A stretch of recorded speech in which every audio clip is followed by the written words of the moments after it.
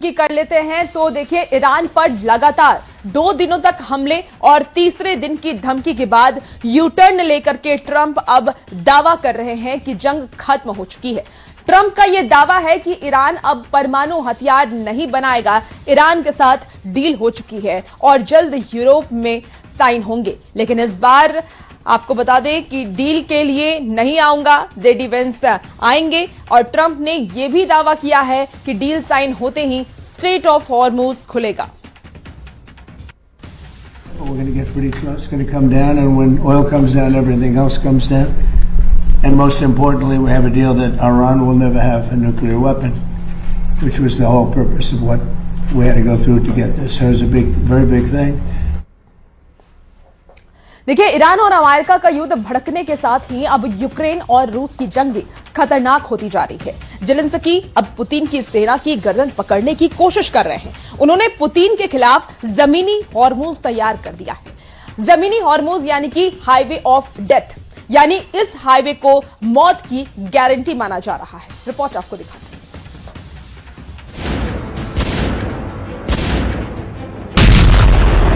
Ukraine के जिस हिस्से पर पुतिन का कब्जा है उसे जेलेंस्की के खूनी हमलों ने बना दिया है हाईवे ऑफ डेथ। ये यूक्रेन में R280 नाम का हाईवे है। इस सड़क पर मौत की गारंटी दे रहे हैं यूक्रेन के ड्रोन अटैक। इस हाईवे पर रूस की सेना बिल्कुल सुरक्षित नहीं है और आए दिन होने वाले हमलों ने इसे अब सही मायने में हाईवे ऑफ डेथ में तब्दील कर दिया है। यूक्रेन के युद्ध में रूस के लिए रसद पहुंचाने वाला ये बहुत ही जरूरी रास्ता है। यहाँ हमेशा कोई न कोई ट्रक या मिलिट्री की गाड़ी ड्रोन का शिकार बनती रहती है। जेलेंस्की का मकसद साफ है, वो रूस की गर्दन पकड़ना चाहते हैं।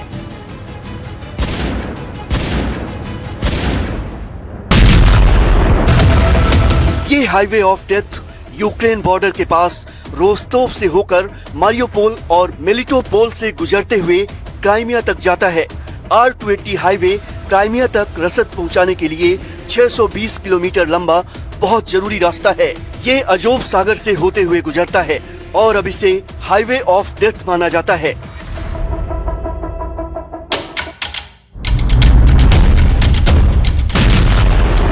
क्राइमिया में रूस की नौसेना का बड़ा अड्डा है। यहाँ भी हमले होते रहते हैं। इस हाईवे पर तेल के टैंकर हो, हथियार ले जाते रूसी सेना के ट्रक हो, मिलिट्री का काफिला हो, जेलेंस्की की सेना कोई मौका नहीं चूकती। उसके ड्रोन यहाँ बहुत आराम से रशियन आर्मी और उसकी सप्लाई लाइन पर हमला कर रहे हैं। फ्रंट लाइन से इस हाईवे की दूरी कहीं 200 किलोमीटर दूर है तो कहीं सिर्फ 20 किलोमीटर दूर युद्ध चल रहा है।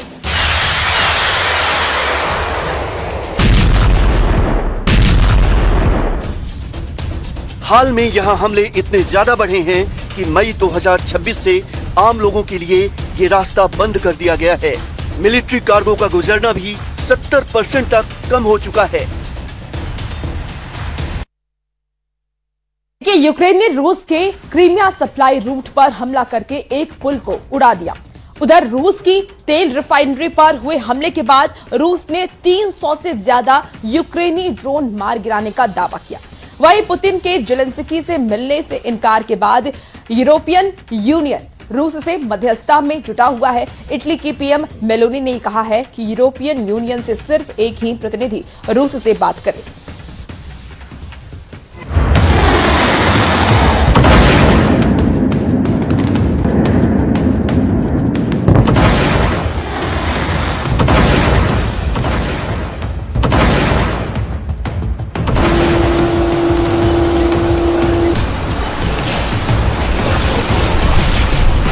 यूक्रेन में ड्रोन डे मनाया जा रहा है।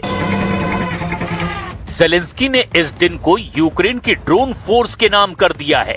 जेलेंस्की का दावा है कि यूक्रेन के ड्रोन ऑपरेटर के सटीक हमलों की वजह से ही रूस को हर महीने 30,000 से ज्यादा सैनिकों का नुकसान हो रहा है। जेलेंस्की ने इस मौके पर ड्रोन फोर्सेस और यूक्रेनी तकनीक विकसित करने वालों को धन्यवाद दिया है। जेलेंस्की का ड्रोन विश्व युद्ध शुरू। यूक्रेन ने हर महीने मारे 30,000 रूसी सैनिक।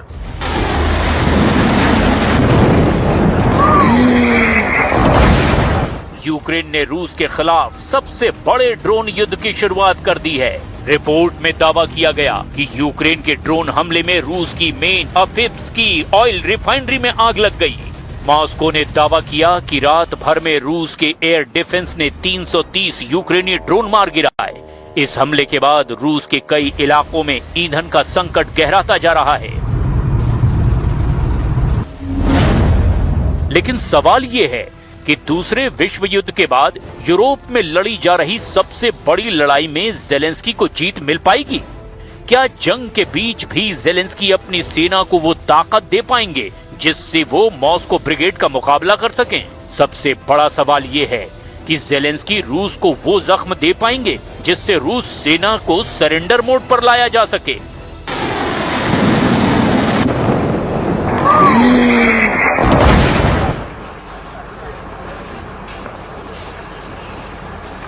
तो 2022 में युद्ध की शुरुआत के साथ ही रूस की सेना ने यूक्रेन के 20% इलाकों पर कब्जा कर लिया है। 2025 में मॉस्को ब्रिगेड ने 6000 वर्ग किलोमीटर के एरिया पर अपना दावा ठोक दिया, लेकिन 2026 में जेलेंस्की के लड़ाकों ने पूरी कहानी ही पलट कर रख दी।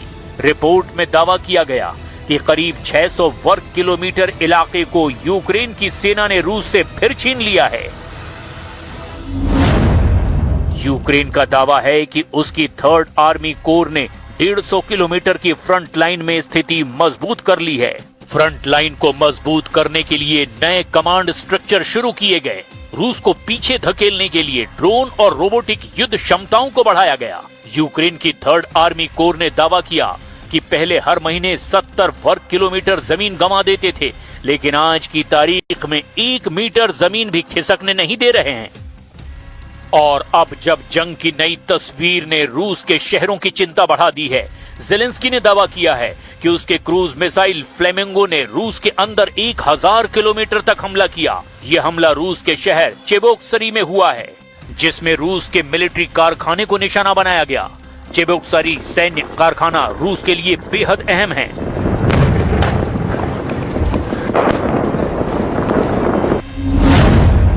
रूस की इस मिलिट्री फैक्ट्री में शाहिद ड्रोन, स्कंदर और कलिब्र मिसाइलों के उपकरण बनाए जाते हैं। शाहिद ड्रोन की रेंज 1000 से 2500 किलोमीटर तक है और ये 185 घंटे की रफ्तार से और 50 किलो बारूद के साथ टारगेट को हिट कर सकती है। 500 किलोमीटर रेंज वाली स्कंदर मिसाइल 7200 किलोमीटर प्रति घंटे की रफ्तार से और 700 किलो वॉरहेड के साथ अपने टारगेट को तबाह कर सकती है। कलिब्र मिसाइल की रेंज 2500 किलोमीटर है और ये 1000 किलोमीटर प्रति घंटे की रफ्तार से 500 किलो बारूद के साथ टारगेट पर हिट करती है। यूक्रेन के खिलाफ जंग में रूस ने इन तीनों हथियारों का जमकर इस्तेमाल किया। डोनेट्स्क से लेकर जापोरेजिया और कीव तक भारी तबाही मचाई, लेकिन पहली बार जेलेंस्की ने यूक्रेन में बनी missile FP5 flamingo cruise missile की ताकत दिखाई है। दावा है कि रूस में मिलिट्री और ऊर्जा टारगेट को हिट करने के लिए यूक्रेन ने एक दिन में 2 फ्लेमिंगो मिसाइल का इस्तेमाल किया। इस मिसाइल की सबसे बड़ी ताकत है इसकी रेंज। ये 3000 किलोमीटर तक अपने टारगेट को तबाह कर सकती है। इसमें 1.5 टन का वॉरहेड है जो दुश्मन के सबसे सुरक्षित ठिकानों पर गहरे हमले की ताकत देता है। और यूक्रेन के इसी नए हथियार ने मॉस्को की चिंता बहुत ज्यादा बढ़ा दी है। Розуміємо, що робить Росія. Вона хоче ескалювати відносини всередині Європейського Союзу. Наприклад, коли йде наша відповідь на ті чи інші російські удари, і якщо в небі країн Латвії, Литви, Естонії з'являється російський дрон, зрозуміло для чого. І коли з'являється український дрон, ми розуміємо, що вони можуть змінювати курс наших дронів. अब सवाल सिर्फ रूस यूक्रेन के बीच की जंग का नहीं, सवाल है कि क्या दुनिया एक ऐसे युद्ध में घुस चुकी है जहां इंसानों से ज्यादा मशीनें लड़ेंगी और बंदूक से ज्यादा युद्ध का फैसला ड्रोन से होगा। 2026 में रूस ने हर महीने 8000 से ज्यादा हमले किए, मतलब कि हर दिन करीब 260 ड्रोन अटैक। यूक्रेन ने थोड़ा कम 7,000 से ज्यादा ड्रोन हमले किए, मतलब 237 ड्रोन हमले रोजाना। यूक्रेन पर हमलों के लिए ज्यादातर सस्ते शाहिद ड्रोन का इस्तेमाल किया जा रहा है, जबकि यूक्रेन के ड्रोन हमलों की संख्या कम है, लेकिन सटीक और गहरे हमले कर रहा है। मार्च के महीने में यूक्रेन ने रूस के मुकाबले ज्यादा ड्रोन हमले किए। देखिए, ईरान की ब्लास्टिक मिसाइलें जॉर्डन पर कहर बनकर के अब टूट रही है। वहां लगातार हमले हो रहे हैं और एक वीडियो में साफ साफ ये दिख रहा है कि कैसे ईरान की मिसाइलों ने अमेरिका के पेट्रियट डिफेंस सिस्टम को भी चकमा दे दिया है और जॉर्डन के मुफल्लाह अल साल्टी एयरबेस पर अटैक किया। जॉर्डन का ये वो एयरबेस है जहां बड़ी संख्या में F-35 विमान रखे गए हैं और ईरान की मिसाइलें हवा में उड़ती हैं, इस एयरबेस में दाखिल हो चुकी हैं। आपको ये रिपोर्ट दिखाते हैं।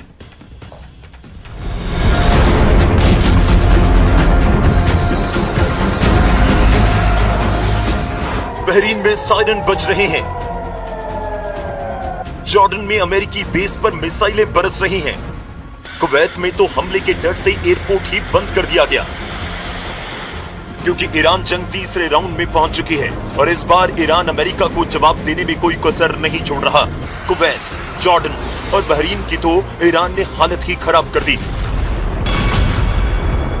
और ये सब उसने इसलिए किया क्योंकि ट्रंप ने हॉर्मुज़ में अमेरिकी हेलीकॉप्टर अपाचे के क्रैश होने का ठीकरा ईरान पर फोड़ा और फिर हॉर्मुज़ स्ट्रेट में ईरान के जहाजों और आसपास की ईरानी इलाकों को दहलाना शुरू कर दिया।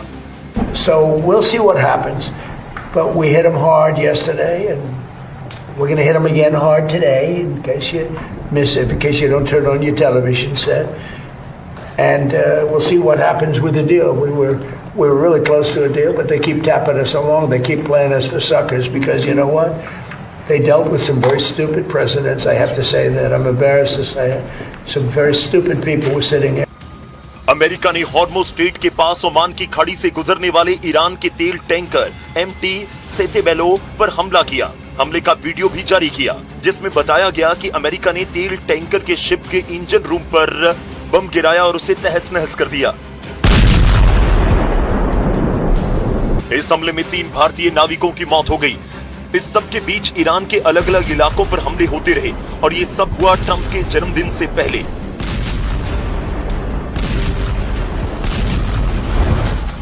14 जून को ट्रंप का जन्मदिन है और उनकी बर्थडे विश है पूरी दुनिया में शांति। ट्रंप ने एक पत्रकार के पूछने पर कहा कि उनकी बर्थडे विश है peace for the whole world, खासकर मिडिल ईस्ट में। हालांकि ये इच्छा जाहिर करने के साथ ट्रंप ने ईरान पर समझौते में देर करने का आरोप लगाया, यानी ट्रंप एक साथ दो बातें कर रहे हैं और जिस तरह से वो बार बार पलट रहे हैं उससे ऐसा लग रहा है कि उनके पास ईरान से जंग लड़ने के अलावा दूसरा कोई रास्ता ही नहीं है। तभी वो कभी डील ना होने का बहाना करके तो कभी अपाचे क्रैश को वजह बताकर ईरान से भिड़ जाते हैं।